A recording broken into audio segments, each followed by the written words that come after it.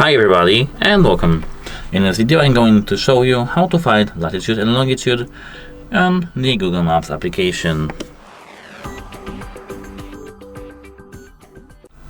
So, at first you have to hold the finger on the place of the interest. For example, let's place it somewhere there. Maybe not there because we have some park here, but for example here. And now we have to scroll down. Sometimes it does appear, sometimes it doesn't. Don't worry, here we don't see that. So let's place it here, for example. No, let me place it. So at first zoom and here place. And now it should be here. No, it's not here. So let me zoom in here. And not here, for example here.